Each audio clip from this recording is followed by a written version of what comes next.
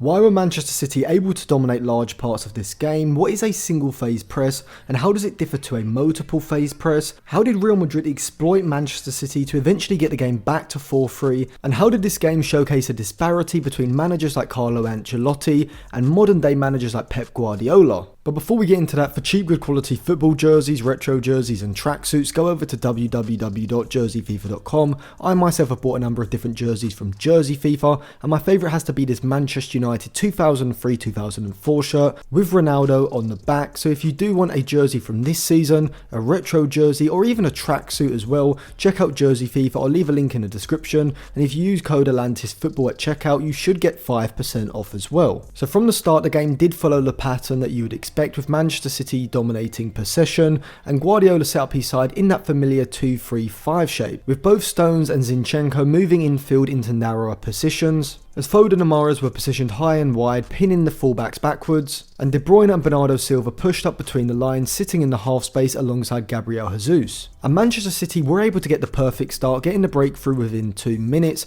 We see here that Real Madrid are defending in their 4-1-4-1 shape, with Toni Kroos playing as a defensive midfielder. And you can see here that Federico Valverde is aware of Kevin De Bruyne's movement ahead of him. He's sitting a lot deeper than Toni Kroos and Modric, picking up Toni Kroos in that left-sided half space and almost dropping into the back line, creating a temporary back five. But the ball goes out to Riyad Mahrez, and to be honest, I think both Vinicius and Modric have to do better down that left flank. But the main mistake obviously comes when Mahrez cuts in on his left foot, and Valverde just gets caught ball watching. He should be aware that De Bruyne is going to make that run in between Carvajal and Militao, because Carvajal has had to hold his width, and it seems like Valverde was instructed to drop deeper with De Bruyne. He loses his concentration, however, and De Bruyne runs off the back of him. It's a fantastic cross from Mahrez and a fantastic header from De Bruyne to give Manchester City the lead. Now in the first 20 minutes, Manchester City absolutely dominated Real Madrid, and I'll come on to why they were able to do this from a tactical point of view, which I think does stem from both sides' pressing systems. However,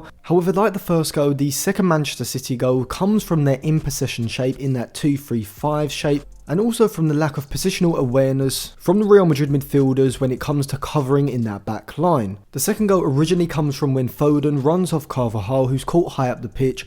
Foden runs into the space and Militao gets drawn out from a central position into the right back position. Now he doesn't do too badly in the channel, to be fair to Militao, against Foden. However, the problem comes when Real Madrid fail to fill the space that he has vacated in that back line. We see here as the ball goes back to Kevin De Bruyne, he's looking to put in that in-swinging cross, and Toni Kroos hasn't dropped deep enough to cover that space that Militao would otherwise be covering, and so he can't cut out the cross before it reaches Jesus. And to be honest, Alaba's mistake is probably worse than Toni Kroos' positional mistake. He just needs to hold his ground, he misses the ball falls perfectly for Jesus, and he slots it into the corner past Courtois, giving Manchester City a 2-0 lead inside 10 minutes. And I think both of these goals showed how much Real Madrid did miss Casemiro in this game from a defensive point of view, as both Valverde and then Toni Kroos failed to position himself in that back line when being asked to, and I think Casemiro is very good at doing this. We often see him dropping back into that back line, playing almost as a temporary third centre back when in his own box. And it is his positional awareness that allows him to do that, and without that in Real Madrid's midfield, they did pay the price. But credit to City, their use of both Mahrez and Foden sitting high and wide and looking to make runs in behind the Real Madrid back line, and also looking to get crosses into the box, are what created both of these goals. However, the main reason why I think Manchester City were able to dominate Real Madrid throughout large parts of this game from a tactical point of view came from both sides' pressing system. Man City pressed phenomenally, particularly in the first half, pressing in a 4-4-2 shape, which was incredibly vertically compact. You see here that as City press in a 4-4-2, the midfield line is pushed high up the pitch, meaning that there's relatively little space between the forward and midfield line. Both Bernardo Silva and Rodri, the double pivot, are also prepared to push up from that midfield line to apply pressure to Real Madrid's deeper players, which was Toni Kroos in this game, and this really is crucial to sustaining a press. See, whereas Real Madrid used what I would call a one-phase press, City use a multiple phase press, which really is just a sustained press. And the key behind City's pressing effectiveness comes from each player knowing exactly when to push out of the midfield line to apply the pressure to one of Real Madrid's deeper players. Rodri was very good at doing it, pushing up. We saw Bernardo Silva doing it as well, but also the wide players, Foden and Mahrez. They are so well coached in their pressing, they know exactly when to push up and apply the pressure,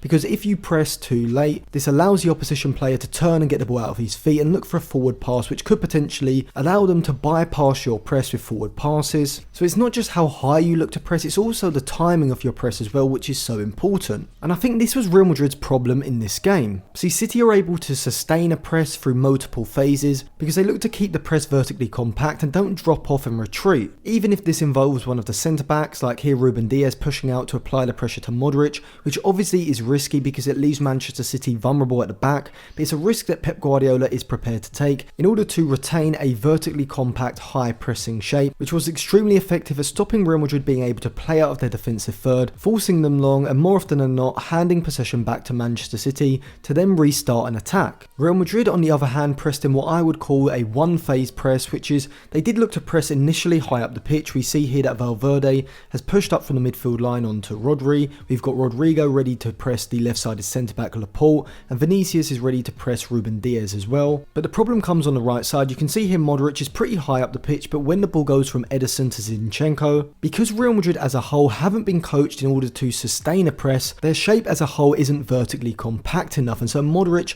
doesn't feel comfortable leaving De Bruyne in this space because Carvajal is too deep. Ideally what would happen in this situation is Carvajal would push up onto Kevin De Bruyne, and this would subsequently then allow Luka Modric to push up from this position to apply the pressure to Zinchenko before he's able to turn with the ball. If this did happen, Real Madrid have then got all these players high up the pitch, close to the Manchester City players, and they can really look to counter press and win the ball back. However, this doesn't happen. Modric retains a deeper position, fearful of leaving De Bruyne free. Zinchenko's able to turn, he plays the ball down the line, and eventually Manchester City are able to work the ball through Real Madrid's press and move the ball into the final third. Now, Real Madrid did have some success with their pressing, being able to win the ball back in Manchester City's defensive third a couple of times, but a lot of these times did come from individual Manchester City mistakes. We see here that Real Madrid are actually pressing in quite a coordinated high press, with Modric pushing up onto Bernardo Silva and Toni Kroos pushing up onto Rodri, as Vinicius and Valverde press the two Manchester City centre-backs, cutting off the pass into them as Benzema is closing down Ederson. And this really leaves Ederson with just one pass open out to Stones on the right side. But Real Madrid's press isn't perfect. Ideally, Ferland Mendy, the left back, would be pushing up on that right side,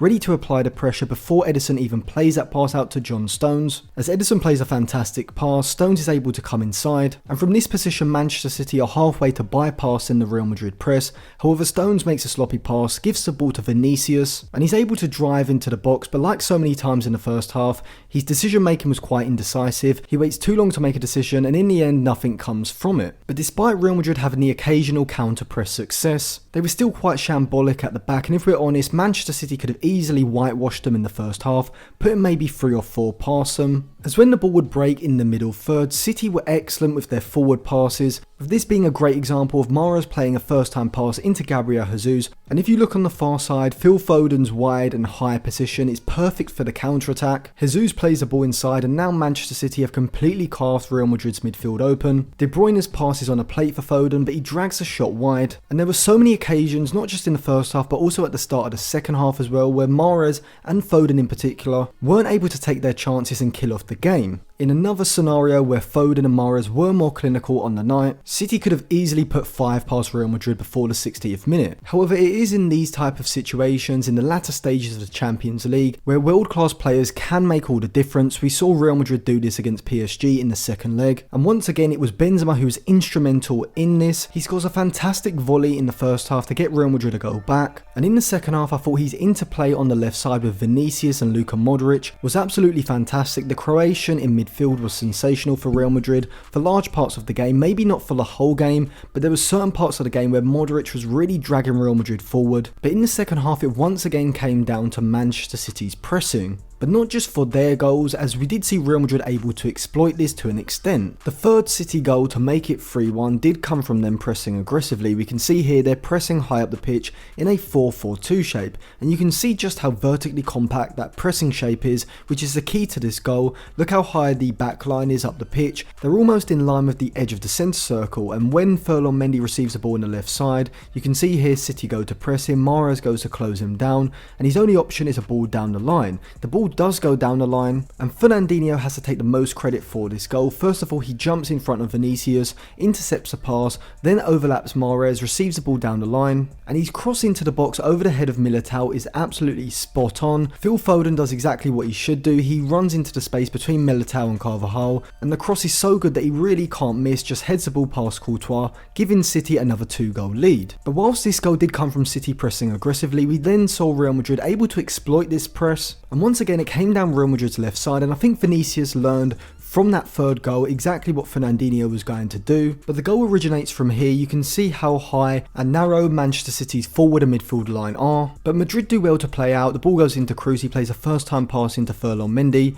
and Gabriel Jesus probably should be a bit quicker to close him down and stop that forward pass. But nevertheless, City have shown him down the line, which is exactly what they did for their third goal. The ball goes down the line, but this time Vinicius recognises exactly what Fernandinho is going to try to do. He dummies the ball through his legs. It's absolutely a fantastic piece of skill. He races forward, and I think from this position, Diaz has been caught high up the pitch, and Laporte has to close down Vinicius. He's already got Zinchenko on his outside, covering Benzema. He has to go to the danger. He doesn't, and Vinicius is basically running through on goal. And unlike in the first half, Vinicius takes exactly the right option. He's decisive with his movement forward, doesn't hesitate, and he gets into that position and slots it into the bottom corner, and just like that, with a piece of individual brilliance, Real Madrid are still in the game. And exactly what City had used against Real Madrid to get their third goal, Real Madrid managed to do the reverse and use against City to get their second goal. Now at this point the game was 3-2, Bernardo Silva would score a wonderful goal to give City another 2-goal lead, and then Benzema would pull Real Madrid back into the game with a fantastic Panenka penalty. But if we're honest, I think Manchester City will probably be disappointed that the game is as close as it is. They really should have scored more goals, particularly in the first half and at the start of the second half, but this game really showed that if you don't take your individual chances, the individual quality of the players on the opposition, in particular in this game it was Vinicius, Benzema and Modric I felt for Real Madrid, who really made the difference. Those world-class players can drag a side back into the game, and in the end it did come down to individuals. Pep probably would feel that he could have maybe won this game by 3 or 4 goals at some points if Manchester City's finishing had been better, but now City are going into the second leg with just a 1-goal lead. It's still a good lead to have going back to the Bernabeu, but at this level of the Champions League and at this stage you really have to be taking your chances, otherwise, as PSG found out in the round of 16, it can come back to haunt you. So overall I think Guardiola's press was fantastic. I think City won the tactical battle. I think Ancelotti's pressing style is a little out of date, and we saw this because City absolutely dominated the game, and I don't think you can really say that Ancelotti put in a good tactical performance in this game, because they really were at the mercy of Manchester City's finishing, which they didn't take. On another day it could have been an absolute whitewash, and I do think that this shows the difference between a top level manager, still like Carlo Ancelotti, I would still consider him a top level manager, but one of those elite managers like Pep Guardiola, the difference between those two, especially in the modern game with the pressing. I think this is why we are seeing a lot of the upcoming managers like Nagelsmann and Ten Hag, and even Pochettino to a degree as well, utilising this pressing system, and that they're having more success than the managers who are maybe more methodical, who tend to switch up their pressing shape. If you look at managers like Allegri, Simeone and Ancelotti, they seem to be falling behind the high pressing managers like Klopp, Ten Hag and Guardiola, and I think we are really seeing a shift in how the game's played. And because sides like Manchester City and Liverpool are so good at pressing, but also so good in possession at breaking down opposition sides, it's becoming more and more apparent how key pressing is in the modern game, particularly at the highest level. So if you enjoyed this video, give it a like, subscribe to the channel if you haven't already, check out some of my other videos in the description, and put your thoughts in the comments section below.